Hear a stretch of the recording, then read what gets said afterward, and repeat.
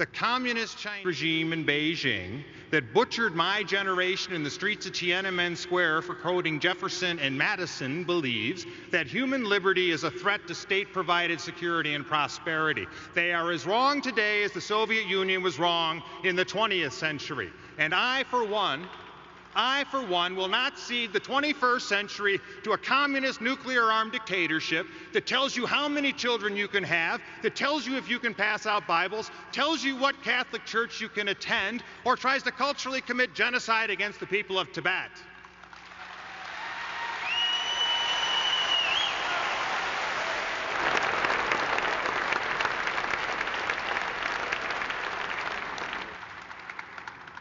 And my fellow citizens here at home,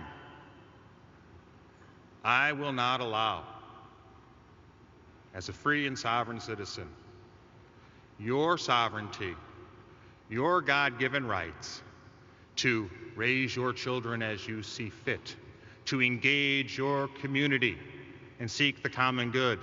I will not allow that to be impaired by an imperialist federal bureaucracy, by an activist federal court, or by the United Nations or any outside entity.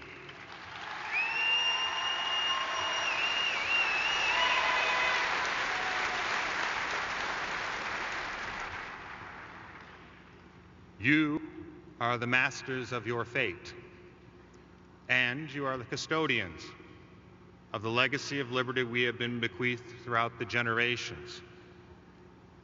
And now, in a difficult time, you are asked to transcend the challenges we face. And at this period of time, there are many who ask whether or not the best days of the United States are behind her. There are many who wonder that with the powerful forces arrayed against reform, big government, the big Wall Street banks, our terrorist enemies, a regime in Beijing that seeks to own and dominate the 21st century, or outside entities that want to tell you how to live. Some people ask, do I matter anymore? Well, as the party of Lincoln, as the party of Reagan, as free and sovereign Americans, we know the answer to that question is very simply this: you matter more than ever. You matter more than ever because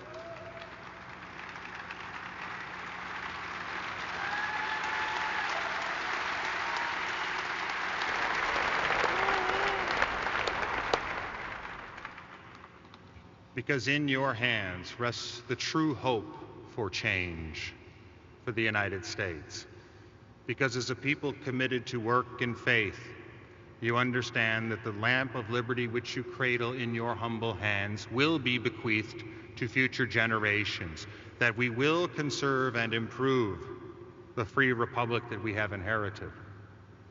That despite the challenges we face, despite the difficulties, despite some of the doubters, you will trod that hard road to happier times because you understand above all else that the true strength and salvation of the United States remains her free people in their virtuous genius and industriousness and the unfathomable grace of God.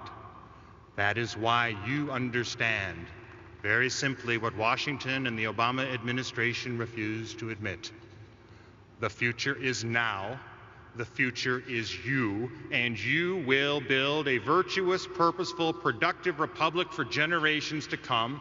And if lucky enough to be nominated the Republican Party standard bearer in the fall, if honored enough to serve in the office of the presidency, I promise you this: I will not work for the pundits, I will not work for the bundlers, I will not work for the powerful. I will work for the people. I will work for you.